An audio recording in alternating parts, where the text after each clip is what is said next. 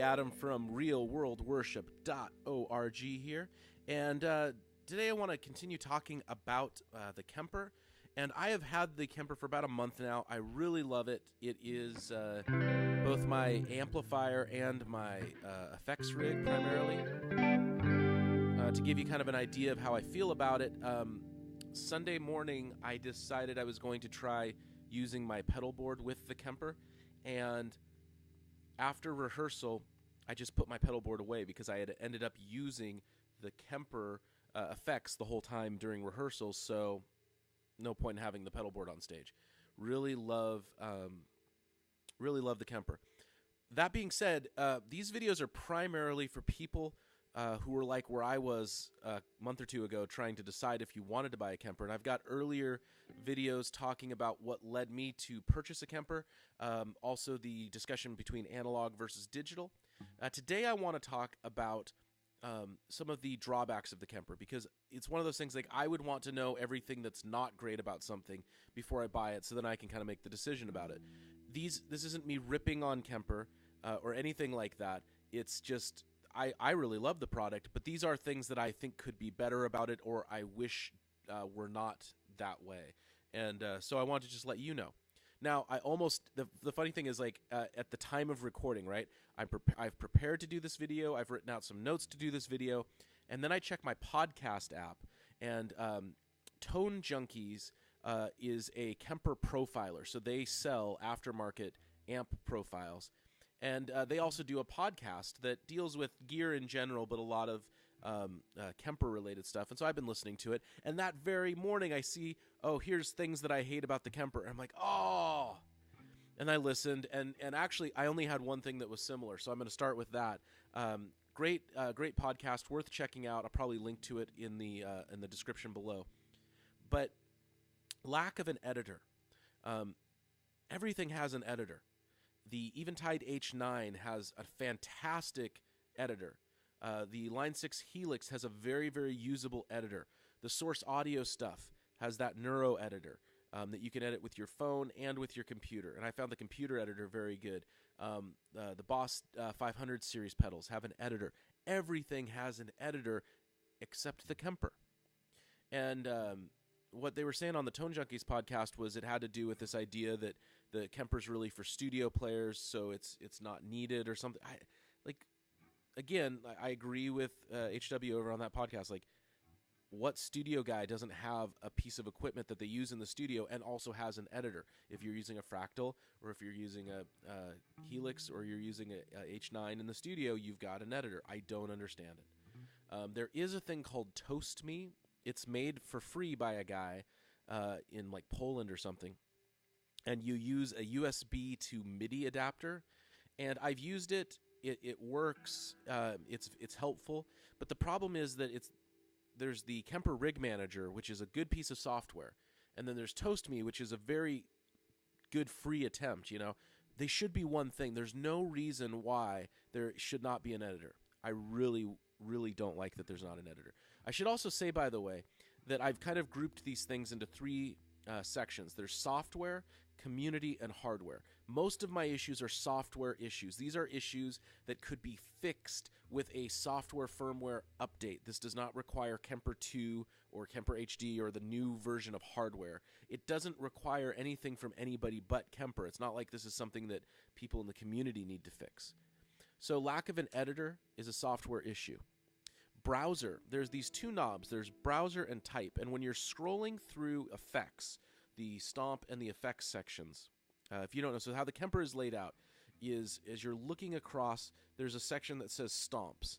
And in theory, that's where you're going to put compressors, overdrives, anything that's in front of the amplifier. Then there's the amplifier section where you can control amplifier, EQ, and cabinet. And then there's what they call the effects section, which is places for modulation, delays, reverbs. Now, as I understand it, in the early days of Kemper's been around for like 10 years now. It's not a new product. And as I understand it, in the early days of Kemper, things were locked in. If it was the delay section, you could only put delays in the delay block. Now it's totally changed, and you can put anything anywhere except reverb. In the reverb block, it has to be reverb. That's the only thing.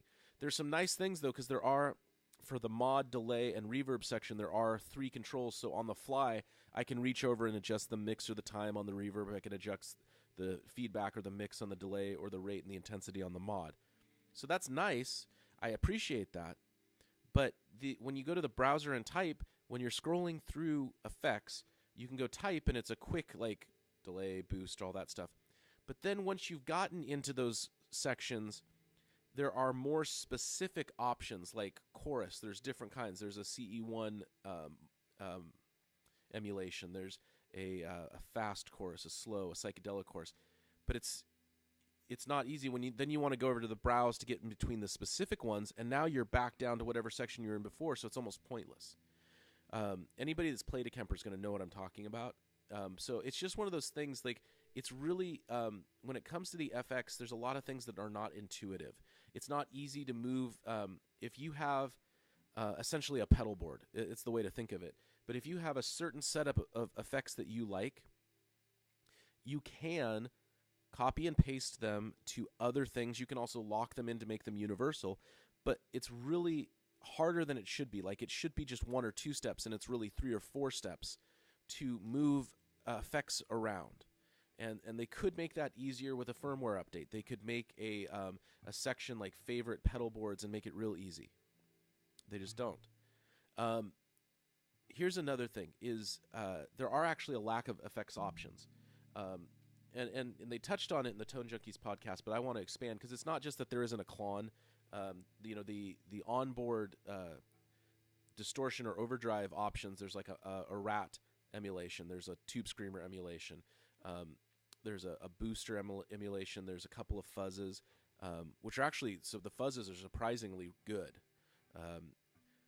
But it's not just wanting a Timmy or a Klon emulation. But it's a bunch of things. Like, there's a surprising lack of like regular delays, right? Like, there's a tape delay, or it's really hard to find an analog sounding delay. There is one, but it's not quite. There's a lot of weird delays, which I think, like, I get it. Like, there's a lot of octave and crystal delays that metal players would want to use. Guys are doing Dream Theater, and that's Kemper's kind of bread and butter, is the metal community. But the praise and worship community is like number 2. Like, if metal's number 1 community for Kemper, number 2 is the church player. And so it's a weird lack of options. Like compressor. Think about compressor. One of the best things about the Line 6 Helix is its compressors. The compressors on the Helix are fantastic. They are really, really good. And it just has one type of compressor. I don't know. There's no communication about what it's emulating. And there's hard compression, soft compression. That's it. Just a surprising lack of options. One of the things that's a lack of options is that the reverb can only be in the last tone block.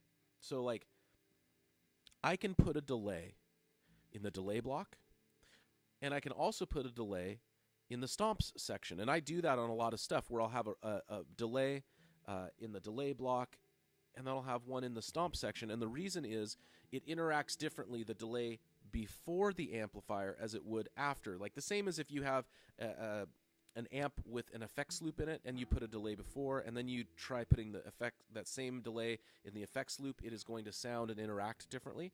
So I want that different interaction, and I think it's great that I can do that. I can have a delay before and a delay after, and I can switch between the two depending on the sound or the interaction that I want to achieve. I don't want to put my reverb in front of my amplifier, but I don't necessarily want it to be the only last option. Maybe I want my reverb in the second to last block, which is the delay block, and maybe I want to put tremolo in the last block, like the Strymon Flint, where you put the tremolo after the reverb and it sounds fantastic.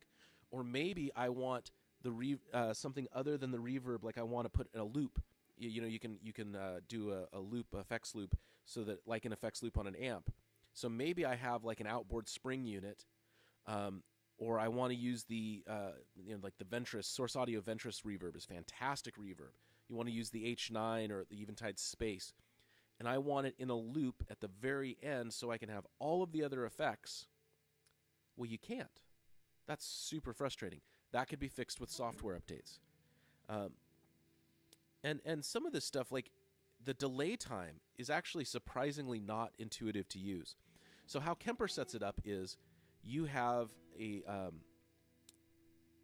rig that you're running, the amp, the effects, all that you can go in, and for that preset you set the tempo. So if I want if I want the tempo to be 120 beats per minute or 80 beats per minute or whatever it is, I go in and set it, and the delay will automatically sync to that. But I have to go into something different and then go back to the delay and set the parameters. You understand what I'm saying? That, and plus that's assuming that I want the delay to be at that tempo, because maybe I want the modulation pulsing at 120 beats per minute, or maybe I want some other thing operating at a certain tempo. But maybe I want my reverb or my delay operating at a different time signature for a certain desired effect. Maybe I want it running at 60 beats per minute as opposed to 120. That's something that's fairly common, and yet it doesn't really give you an easy option to do that other than tap tempo. That's annoying. All of these things are software updates.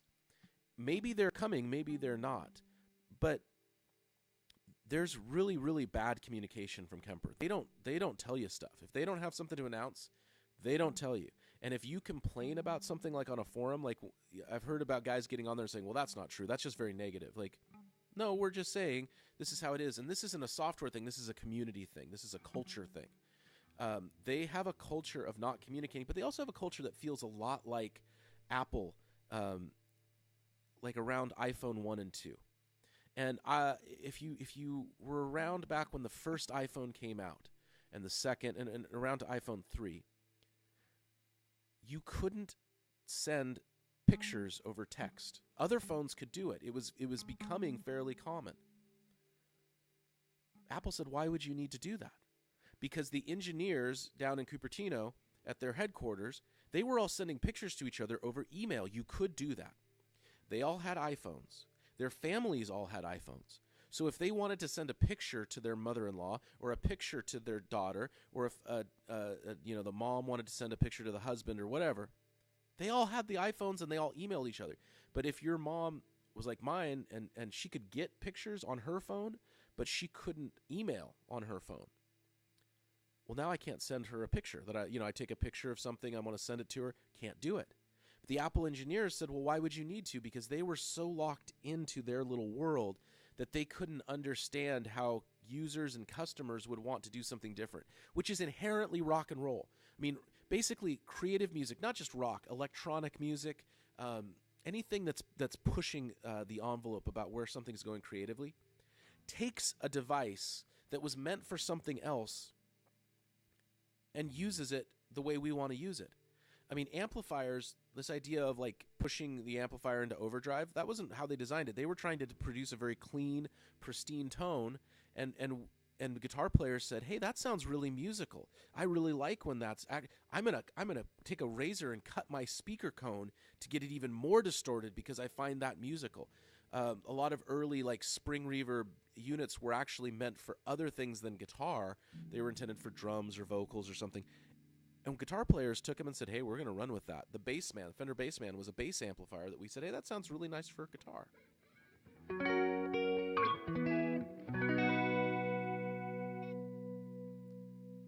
And so this idea that they know better than the community, I think is a thing. It's not uncommon. It's not uncommon in tech companies. Apple is the one I mentioned, but other companies have had the same thing.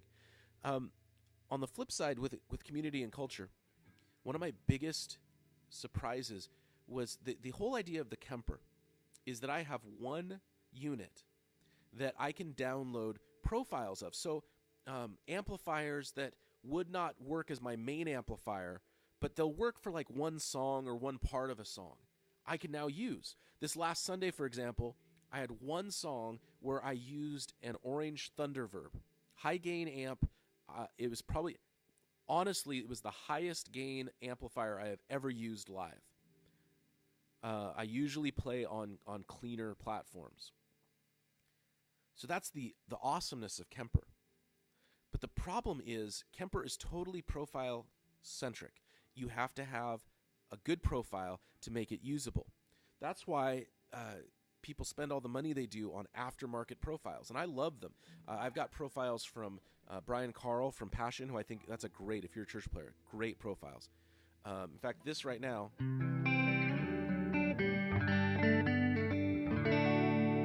is Brian's British Clean profile, which I think is based off of a Morgan Vox style amp. And the effects, I'm actually using a couple of effects that came with that profile. There's a little boost that's in there, and then like the compression chorus, that's all my own settings. But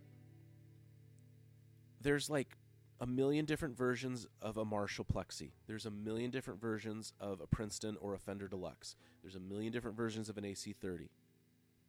There's next to no Tone King. There's next to no Swart. There's next to no Car. There's next to no, there are no Milkman emulations. Very few Magnatone. Like, all of these great amplifiers over the years. Gibson. Like, I was looking for like a Gibson GA2 profile. So hard to find. This is on the community. I mean, in some ways it's on Kemper. Kemper could go back and start releasing stock like profiles, and they could do that. I don't know why they don't. I don't know why Kemper doesn't sell aftermarket profiles. It seems like a revenue stream that they're missing out on. But the profiling community is just kind of doing the same thing. Like, here's the Tone Junkie version of an AC30. Here's the Michael Britt version of an AC30. I have both. They sound great. This is not me knocking either of those companies or those sellers. But I've got the AC30, man. I've got the Fender Princeton or the Fender Deluxe. I would like some of this more oddball stuff. I'd like a really good Silvertone emulation. I'd like a really good Milkman emulate, or any Milkman emulation.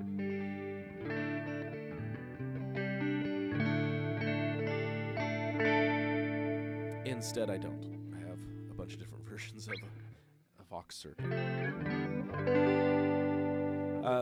The final thing is a hardware issue, and that's the user interface, the screen. It's got it's really basic.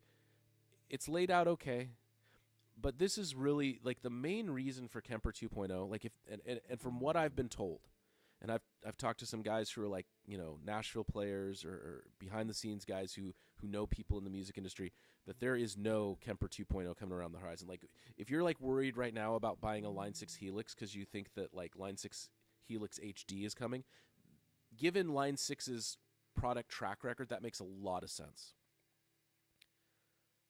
I don't think Kemper 2 is coming anytime soon, but it should, because the way the screen is laid out, the user interface experience, it could be better. And honestly, given how good the user interface is on things like the Line 6 Helix, at some point it's going to need to be better, because the other companies' interfaces are only going to get better. So Kemper's going to have to up their game.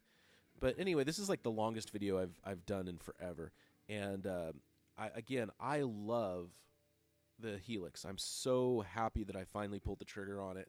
It's just a fantastic solution for what I do. I play 100% in churches. I so rarely play outside of church. And for what I do in that context, it is just so good. But these are some real issues, majority of which could be fixed real quick with a software update. A few things are cultural within Kemper and cultural within the community.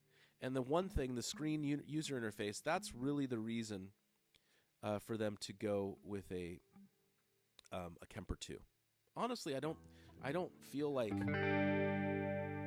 need a Kemper 2 so much as I just want a different interface. And I feel like if they fixed a lot of my software issues, I could live with the bad interface.